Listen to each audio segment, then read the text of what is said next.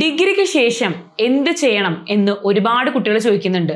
ഡിഗ്രിക്ക് ശേഷം പല ട്രെൻഡിങ് കോഴ്സ് ഉണ്ട്. അതിലൊന്നാണ് HR മാനേജ്മെന്റ്. പക്ഷേ നമ്മളൊരു HR മാനേജ്മെന്റ് കോഴ്സ് ചൂസ് ചെയ്യുന്ന സമയത്ത് ഇന്നത്തെ രീതിയിലുള്ള കോഴ്സാണോ നമ്മൾ പഠിച്ചേ, അല്ലെങ്കിൽ ഇന്ന് ഇൻഡസ്ട്രീസിൽ വേണ്ട രീതിയിലുള്ള കോഴ്സാണോ നമ്മൾ അക്വയർ ചെയ്തത് എന്നുള്ളത് എൻഷുർ ചെയ്യുക.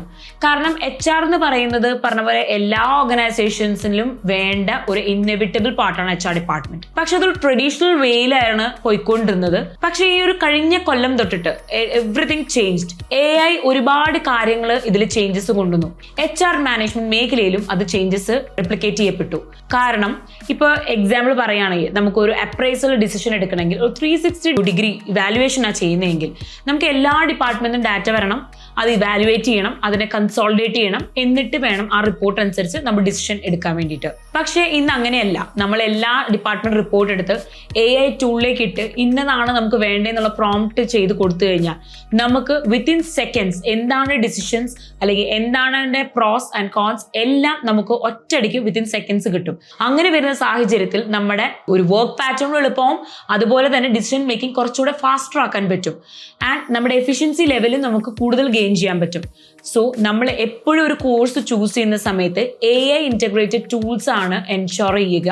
അതേപോലെ തന്നെ ഒരു ട്രഡീഷണൽ മെത്തേഡ് മാത്രമല്ല, ഇന്ന് നമ്മുടെ MNC കമ്പനീസ് അല്ലെങ്കിൽ ഇന്റർനാഷണൽ ലെവലിൽ എന്താണ് പഠിപ്പിക്കുന്നത് അല്ലെങ്കിൽ എന്തൊക്കെയാണ് കണ്ടന്റ് എന്ന് എൻഷുർ ചെയ്ത കോഴ്സുകൾ വേണം ചൂസ് ചെയ്യാൻ.